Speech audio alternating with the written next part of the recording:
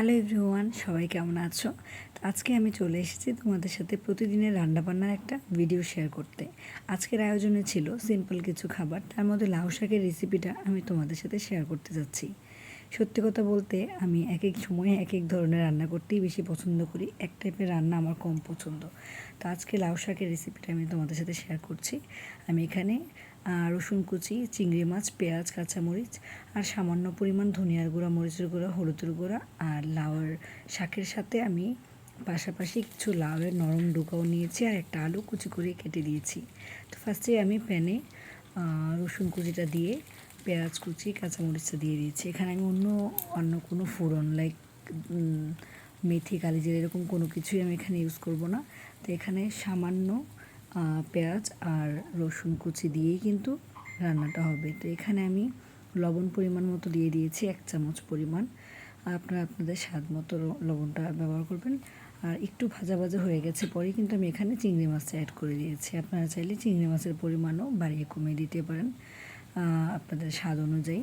তো এখানে কিন্তু একদম সহজভাবেই রান্নাটা করব, শুধু জাস্ট পেঁয়াজ কুচি যে ইনগ্রিডিয়েন্টসগুলি দেখিয়েছি আমি তার বেশি আর কিছুই লাগবে না। তো যখন আমার পেঁয়াজ ভাজা, রসুন মানে সব মশলা দিয়ে আমি আরেকটু ভাজা ভাজা করব, সামান্য পরিমাণ জল দিয়ে দিব যেন মশলাটা পুড়ে না যায়। আর একটা কথা হচ্ছে এখানে মশলা আমি অনেক অল্প ইউজ করেছি, আপনারা চাইলে বাড়িয়ে কমিয়ে দিতে পারেন। বেশি আমি মশলা আসলে রান্নাতে ইউজ করি না, যারা আমার রান্নার ভিডিও দেখেন তারা হয়তো বা জানেন। যাই হোক, এখানে আমি মশলাটা যখন ভাজা ভাজা হয়ে যাবে তখন কিন্তু আমি শাকটা দিয়ে দিব। আমি কিন্তু লাউ শাকের সাথে যে নরম লাউয়ের ডুগাগুলি নিয়েছি, সাথে কিন্তু একটা আলু কুচি করে কেটে দিয়েছি। আসলে একটু বড় করে কেটে দিলে দেখা যাবে সেটা আলাদা করে ভাজি করতে হয়, যেন একদম শাকের সাথেই সিদ্ধ হয়ে যায় ওইভাবেই দিব। তো আমি আশা করি আপনাদের কাছেও এই রেসিপিটা ভালো লাগবে। এটা অনেক সহজ একটা রেসিপি, ভালো লাগলে আপনারাও ট্রাই করবেন। আমার আসলে নতুন নতুনভাবে এক্সপেরিমেন্ট করতে ভালো লাগে। লাউ শাকটাও আজকে আমি ভিন্নভাবেই খুব সহজভাবেই রান্না করেছি। লাউ শাক চিংড়ি মাছটা দিয়েই রান্না করেছি, অন্য কোনো ধরনের ফোড়নও আমি দিই না এখানে, আপনারা দেখতেই পেরেছেন। এখন আমি লাউ শাকটা যেন একদম ভালোভাবে সিদ্ধ হয়ে যায় সেই জন্য 3 থেকে 4 মিনিটের জন্য ঢেকে দিয়েছি। আর ঢাকনা উঠিয়ে দেখলাম প্রায় অনেকটাই সিদ্ধ হয়ে গেছে। আর 4 থেকে 5 মিনিট রান্না করলেই কিন্তু আমার শাকটা রেডি হয়ে যাবে।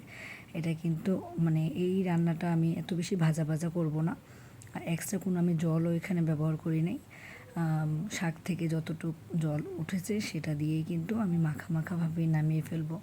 অন্য সময় দেখা যায় অনেকেরই দেখি আমি শাকটা একদম শুকনো শুকনো ভাজা ভাজা করে, আমার কাছে মনে হয় ওটাতে কোনো পুষ্টিই থাকে না।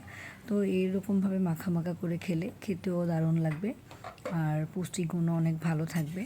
তো ভালো লাগলে আপনারাও চেষ্টা করবেন এইভাবেই রান্না করতে। 1-2 বার রান্না করলে হয়তো আপনারা বুঝতে পারবেন এটা কতটুকু মজা হয়।